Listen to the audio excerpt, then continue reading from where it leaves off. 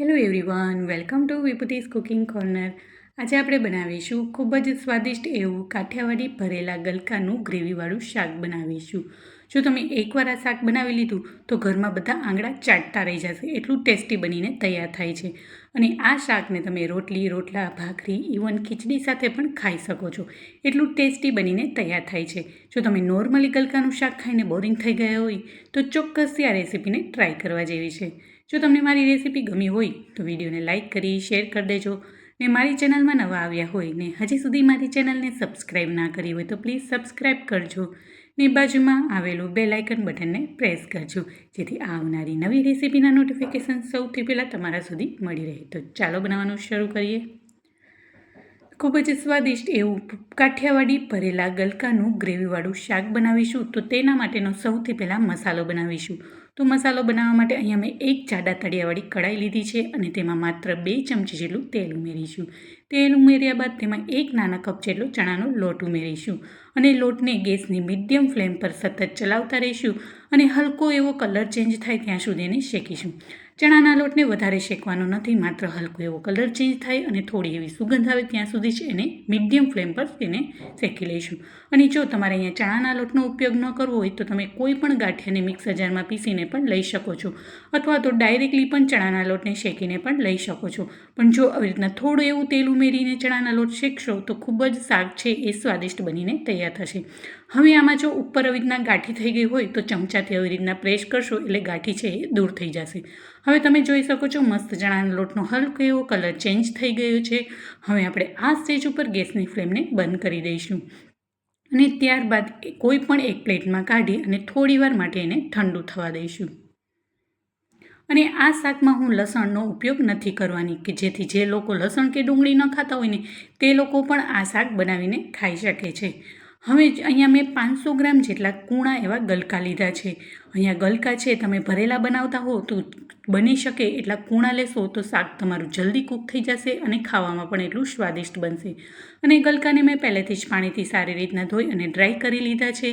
હવે ચાકુની મદદથી ગલકામાં ઉપર અને નીચેના ડીટીયાના ભાગને ચાકુથી કટ કરી લઈશું અને આવી રીતના છાલ ઉતારવાના ચાકુથી આપણે ગલકામાં ઉપર રહેલી છાલને દૂર કરી લઈશું. અને આ શાક છે હું 4 થી 5 વ્યક્તિ માટે બને એટલી ક્વોન્ટિટીમાં બનાવી રહી છું. તો ચોક્કસથી આ રેસીપીને ટ્રાય કરજો. ઉનાળાની ગરમીમાં ગલકા ખૂબ જ સારા એવા પ્રમાણમાં આવે છે. અને જો તમે નોર્મલ ગલકાનું શાક ખાઈને બોરિંગ થઈ ગયા હો તો ચોક્કસથી આ ભરેલા ગલકાનું શાક ઘરમાં બનાવજો, બધાને બહુ જ ભાવશે અને એટલું ટેસ્ટી પણ બને છે. તો આવી જ રીતના બધા જ ગલકામાંથી મેં છાલને દૂર કરી લીધી છે. હવે ગલકાને આવી રીતના નાના ટુકડામાં કે પછી મીડિયમ સાઇઝના ટુકડામાં સમારી લઈશું. તો તમે જોઈ શકો છો મેં આવી રીતના મીડિયમ સાઇઝના ટુકડામાં સમાર્યા છે, અથવા તો તમને જે પણ સાઇઝમાં ટુકડા સમારવા હોય એ સાઇઝમાં તમે ટુકડા સમારી શકો છો. તો આવી જ રીતના બધા જ ગલકાને હું ચાકુની મદદથી મીડિયમ સાઇઝના ટુકડામાં સમારી લઈશ.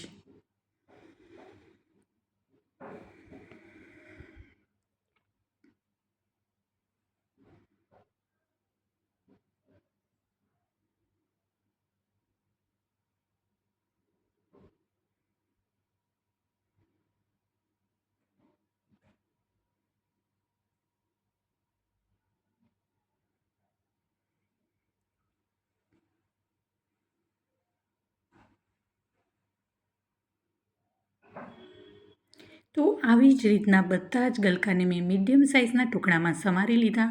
હવે તેનો મસાલો બનાવીશું. અહીંયા આ મસાલો હું લસણની ચટણીનો ઉપયોગ કર્યા વગર બનાવી રહી છું. જો તમારે લસણની ચટણી ઉમેરવી હોય કે પછી લસણ ઉમેરવું હોય તો પણ ઉમેરી શકો છો. હવે અહીંયા બધા જ ટુકડામાં સમારાઈ ગયા છે. હવે ચાકુની મદદથી આવી રીતના વચ્ચે આપણે કટ લગાવી લઈશું. તો આવી જ રીતના બધા જ ગલકાના ટુકડામાં મેં આવી રીતના ચાકુથી કટ કરી લીધું. હવે તેનો મસાલો બનાવીશું. તો મસાલો બનાવવા માટે સૌથી પહેલાં જે ચણાનો લોટ શેક્યો હતો એ સારી રીતના ઠંડો થઈ ગયો છે. હવે તેમાં બીજા બધા મસાલા ઉમેરીશું. તો સૌથી પહેલાં અહીંયા મેં 1 ચમચી હળદર પાવડર, 2 ચમચી જેટલું લાલ મરચું પાવડર, અહીંયા મેં કાશ્મીરી લાલ મરચું પાવડર અને થોડું એવું તીખું લાલ મરચું પાવડરનો ઉપયોગ કર્યો છે. એટલે શાક છે એકદમ લાલ ચટાકેદાર પણ બનશે અને થોડું એવું તીખું પણ બનશે. હવે તેમાં 2 ચમચી ધાણા જીરું પાવડર, અને આ સ્ટેજ ઉપર જો તમે લસણ નાખવું હોય તો લસણની ચટણીની પેસ્ટ પણ ઉમેરી શકો છો. હવે તેમાં સ્વાદ પ્રમાણે મીઠું અને 2 ચમચી જેટલા ફ્રેશ ઝીણા સમારેલા ધાણા ઉમેરીશું અને અડધા નંગ જેટલો લીંબુનો રસ ઉમેરીશું. અને બધા જ મસાલાને એકદમ સારી રીતને હળવા હાથે તેને મિક્સ કરી લઈશું. આ શાકનો મસાલો એકદમ સિમ્પલ હોવા છતાં પણ શાક છે એકદમ ટેસ્ટી અને ફ્લેવરફુલ બનીને તૈયાર થશે. હવે બધા જ મસાલાને ખૂબ જ સારી રીતના મેં હાથ વડે મિક્સ કરી લીધો. હવે જે આપણે ગલકાના ટુકડા સમારી રાખ્યા છે, હવે બધા જ મસાલાને સારી રીતના ગલકામાં આવી રીતના ઉપર સુધી સારી રીતના ભરી લઈશું. તો આવી જ રીતના બધા જ ગલકાને હું સારી રીતના મસાલાથી ભરી લઈશ. તો તમે જોઈ શકો છો મસ્ત એવા બધા જ ગલકાના મેં સારી રીતના મસાલાથી ભરી લીધા છે. હવે તેનો વઘાર કરીશું. તો વઘાર કરવા માટે અહીંયા મેં એક કઢાઈ લીધી છે અને તેમાં અડધા કપ જેટલું તેલ લીધું છે. આ શાકમાં થોડુંક એવું આગળ પડતું તેલ લેવાનું, જેથી શાક છે ખૂબ જ સ્વાદિષ્ટ બનીને તૈયાર થશે. હવે અહીંયા મને થોડી એવા તેલની જરૂર લાગી, એટલે ફરીથી માત્ર 2 ચમચી જેટલું મેં ફરીથી થોડું એવું તેલ ઉમેર્યું છે. હવે તેલને એકદમ સારી રીતને ગરમ થવા દઈશું, ત્યારબાદ જ તેનો વઘાર કરીશું.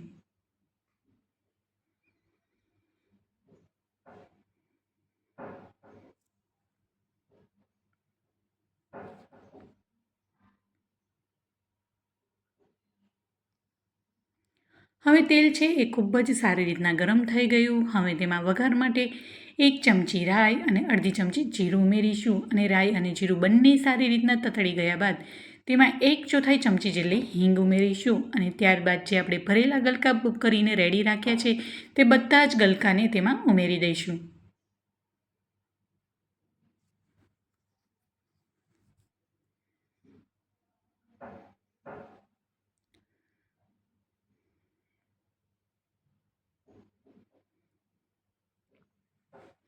હવે બધા જ ગલકાને કઢાઈમાં ઉમેરી દીધા. હવે એકદમ હળવા હાથે ચમચાની મદદથી બધા જ ગલકાને સારી રીતના મિક્સ કરી લઈશું.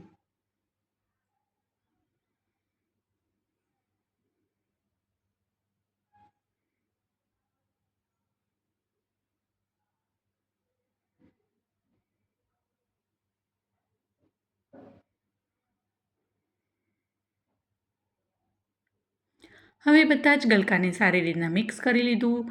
હવે એને થોડીવાર માટે કે પછી 5થી 6 મિનિટ માટે હલકા એવા ગલકા સોફ્ટ થાય ત્યાં સુધી એને ઢાંકણ ઢાંકી અને એને કૂક થવા દઈશું અને વચ્ચે વચ્ચે થોડી વાર માટે એને ચલાવતા રહીશું અને ફરીથી ઢાંકણ ઢાંકી દઈશું.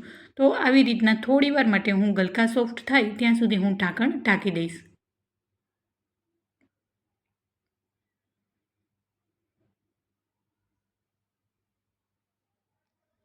હવે 5 મિનિટ બાદ એમાં થોડું એવું 5થી 6 ચમચી જેટલું પાણી ઉમેરીશું. અહીંયા આ શાકમાં વધારે પાણી ઉમેરવાની જરૂર નથી, કારણ કે ગલકામાં ભરપૂર માત્રામાં પાણી હોવાથી તેમાંથી પણ પાણી છૂટશે. એટલે ફરીથી થોડીવાર માટે એને ઢાંકણ ઢાંકી અને કૂક થવા દીધું અને ફરીથી એને થોડીવાર માટે ચમચાથી આવી રીતના મિક્સ કરી લઈશું.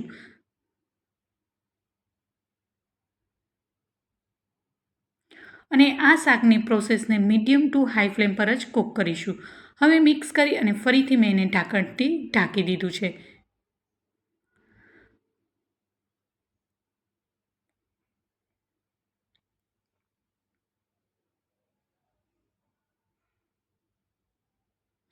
હવે 5થી 7 મિનિટ બાદ ફરીથી ઢાંકણ કાઢીને જોઈએ તો મસ્ત એવો ગલકા છે એ કૂક થઈ ગયા છે. હવે જે આપણે મસાલો વધ્યો હતો તેમાં ઉમેરી દઈશું અને ત્યારબાદ અહીંયા મેં 2 મોટા સાઇઝના ટમેટાની પ્યુરી કરી છે. અહીંયા જો નાના ટમેટા હોય તો 3 નંગ લેવાના. અહીંયા મારે મોટા ટમેટા હતા એટલે 2 નંગ ટમેટાની મેં પ્યુરી કરી લીધી છે. હવે મસાલો અને ટમેટાની પ્યુરી ઉમેર્યા બાદ ફરીથી એને ચમચાની મદદથી ખૂબ જ સારી રીતના હળવા હાથે મિક્સ કરી લઈશું. અહીંયા ઉપરથી ટમેટાની ગ્રેવી નાખીશું તો એની ખટાશ અને ટેસ્ટ ખૂબ જ સરસ એવો આવશે. અને ઘણા લોકો તેલમાં સાતડીને બી બનાવતા હોય છે, પણ બધાની બનાવવાની એક અલગ અલગ રીત હોય છે. હવે મિક્સ કરી અને ફરીથી એને ઢાંકણ ઢાંકી અને 3થી 4 મિનિટ માટે થવા દઈશું. અને અહીંયા થોડી એવી મને પાણીની જરૂર લાગી, એટલે અડધા ગ્લાસથી પણ ઓછું, એટલે કે 1/4 કપ જેટલું મેં પાણી ઉમેર્યું છે. કારણ કે ચણાનો લોટ છે એ પાણીને એબ્ઝોર્બ કરે છે, માટે મને થોડી એવી જરૂર લાગી, એટલે 1/4 જેટલું પાણી મેં ઉમેર્યું છે. અને ફરીથી ઢાંકણ ઢાંકી અને તેલ ઉપરથી છૂટું થાય ત્યાં સુધી એને કૂક થવા દઈશું.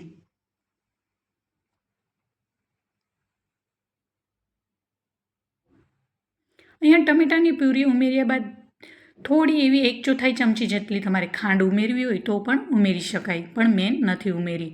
હવે તમે જોઈ શકો છો ઉપરથી બધું જ તેલ સારી રીતના છૂટું થઈ ગયું છે અને ગલકાને ચાકુથી આવી રીતના ચેક કરીએ તો ગલકા પણ ખૂબ જ સારી રીતના સોફ્ટ થઈ ગયા છે. હવે આપણે આ સ્ટેજ ઉપર ગેસની ફ્લેમને બંધ કરીશું. હવે સર્વિંગ પ્લેટમાં સર્વ કરીશું. તો ગરમ ગરમ તુરત જ આ શાકને સર્વ કરો. રોટલી, ભાખરી, પરાઠા, રોટલા સાથે પણ એટલું જ ટેસ્ટી લાગે છે. ઇવન ખીચડી સાથે પણ તમે આ શાકને ખાઈ શકો છો. તો ખૂબ જ ટેસ્ટી ગરમા ગરમ ભરેલા ગલકાનું ગ્રેવીવાળું શાક બનીને તૈયાર છે. તો તમે જોઈ શકો છો અહીંયા મેં ના કોઈ લસણનો કે ડુંગળીનો ઉપયોગ નથી કર્યું. એકદમ સિમ્પલ મસાલા સાથે બનાવ્યું છે તો પણ એકદમ ટેસ્ટી બનીને તૈયાર થઈ ગયું છે. તો જોતાં જ ખાવાનું મન થઈ જાય એવું ટેસ્ટી કાઠિયાવાડી ભરેલા ગલકાનું ગ્રેવીવાળું શાક બનીને તૈયાર છે. તો ચોક્કસથી આ ગલકાના શાકની રેસીપીને ટ્રાય કરવા જેવી છે. હવે ઉપરથી ગાર્નિશિંગ કરીશું ફ્રેશ લીલા સમારેલા ધાણાથી. તો ચોક્કસથી મારી રેસીપીને ટ્રાય કરજો અને તમારા ફ્રેન્ડ્સ એન્ડ ફેમિલીને પણ જરૂરથી શેર કરજો. જો તમને આ મારી કાઠિયાવાડી ભરેલા ગલકા ગ્રેવીવાળું શાક ગમી હોય તો વિડીયોને લાઇક કરી અને તમારા ફ્રેન્ડ્સ એન્ડ ફેમિલીમાં વધુમાં શેર કરજો. ને મારી ચેનલમાં નવા આવ્યા હોય ને હજી સુધી મારી ચેનલને સબસ્ક્રાઈબ ના કરી હોય તો પ્લીઝ સબસ્ક્રાઈબ કરજો. ને બાજુમાં આવેલું બેલ આઇકન બટનને પ્રેસ કરજો જેથી આવનારી નવી રેસીપીના નોટિફિકેશન સૌથી પહેલાં તમારા સુધી મળી રહે. ફરી મળીશું એક નવી જ રેસીપી સાથે અને એક નવા જ સ્વાદ સાથે. ત્યાં સુધી આવજો and thank you for watching.